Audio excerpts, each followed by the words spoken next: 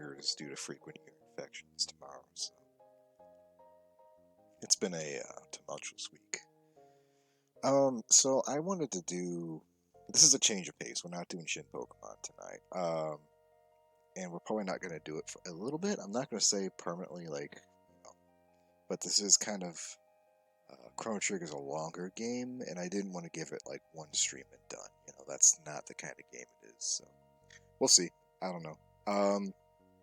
But with the 29th anniversary of Chrono Trigger being published, and the unfortunate passing of one of the head artist of that and many works, Akira Toriyama, left us earlier in the month. I just felt like we're gonna do kind of a nice thing and talk about him. Maybe share memories of Dragon Ball and Dragon Quest and all that stuff. So that's where I wanted to start this out. Just kind of talk about my experiences with his work and all of that good stuff. I swear to God, I'm going to throw this phone out the window if I have to hold the wire. My phone's my phone's charging port has gone bad, and the only way I can charge it anymore is by holding constant pressure against it in the charging cable, and it's infuriating. And I still have like $120 on it. I hate phones so much. I just won't go back to flip phones. Okay, anyway, Akira Toriyama. So my experiences with him, I initially, when I was growing up, never really watched a lot of Dragon Ball. Never really consumed that. It was on Cartoon Network at the time, and I didn't get Cartoon Network. We didn't have cable growing up, so I just kind of had to deal with that. I was aware of what it was, but it never really struck my fancy. I mostly experienced his work through Dragon Warrior, mostly Dragon Warrior Monsters 2 and Dragon Warrior 3, which are, Dragon Quest. Later on in life, I sat down and read the original Dragon Ball comic, and it's to this day one of my favorites. And the weird thing about it, it's not like the normal Saiyan stuff. A lot of the stuff that Dragon Ball Z is known for, like Cell and Frieza and Piccolo, and the Super Saiyans, like that to me isn't what makes the original Dragon Ball comic good. The original Dragon Ball comic is an adventure, and it's a really fun one. And the thing that I love most about it is it's like the entire plot revolves around this like triannual. Is that the right word for it? This martial arts tournament that goes on every 3 years, and I think it's 3. I don't remember. Maybe it's 5. It coincides with the Dragon Balls reappearing. And I'm fascinated with that, and it's piqued my interest into martial arts as a whole. And now I'm reading All Rounder Maguru, and where Dragon Ball is very much a mythic adventure, out of the realm of reality. All Rounder Maguru is like entirely based on just the straight sport of MMA. It shows training. It shows basic techniques. It shows, all the different schools and sciences behind it. It's a lot of fun. And that's really where Dragon Ball got me into that. And then later on in life, I played Chrono Trigger. I had it on my DS. And that's really about all my experiences with him. And that's not to say that's not a lot. Like, Dragon Warrior Monsters 2 was my game. Like, I grew up with that. Like, I grew up with the strategy guide. I loved the artwork in it. I loved his character designs.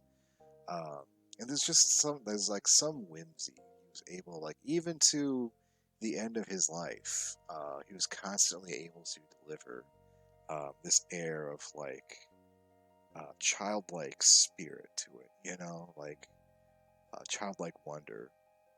He never failed in that regard. And I've played Dragon Quest 11 on stream too, and I like the character designs in that as well. You know, like 11, I feel like gets a really kind of a bad rap because by that point it's become so formulaic that people were criticizing the fact that they were recycling even the music from prior games and all of that.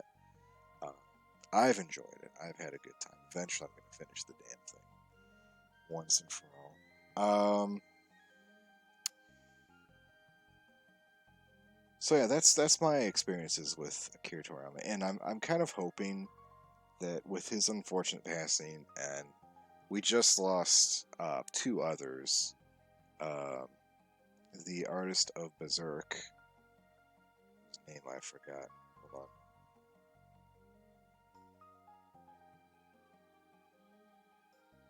The artist of Berserk and Yu-Gi-Oh, the original Yu-Gi-Oh manga. Kentaro Miura uh, just passed away, and then, well, I guess he didn't just pass. It's been a few years now. Um,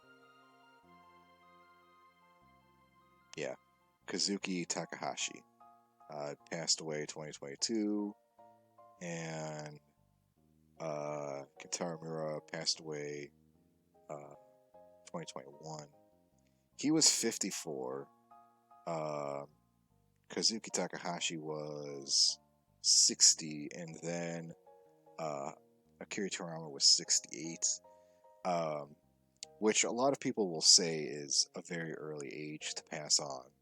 Um, and that probably was in no small form attributed to the stress that these artists underwent throughout their careers. Um, and I'm kind of hoping that that whole thing will maybe strike up a conversation in Japan about the work, not just the work environment for manga artists, but also like the workload and expectations. Manga artists are already kind of a notorious group. Uh, they're not very well known for taking good care of themselves and balancing their work life with their home life because generally their art is their obsession and their passion. That's a very hard thing for them to put down.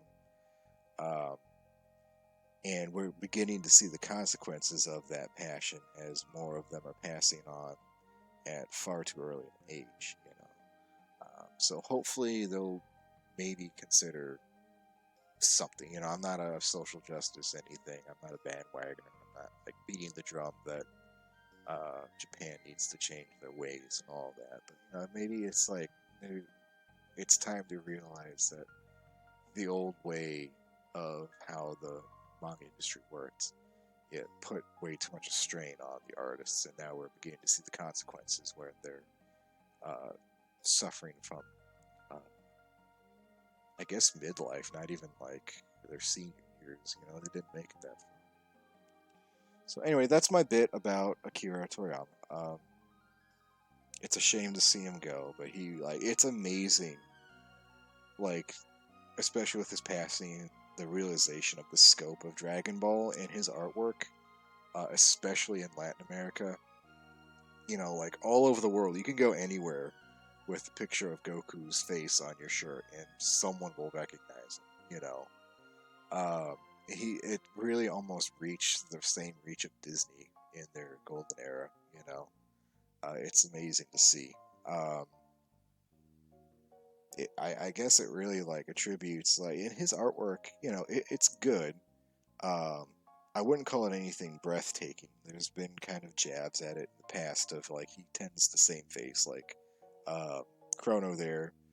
An old comic gag is that everyone looks like Vegeta in Chrono's house because they have a very similar face, you know. But like it shows that anyone's art um, with a great story and well thought out characters can really reach uh, can reach wide stretches, you know. So okay, that's all I really have to say about that.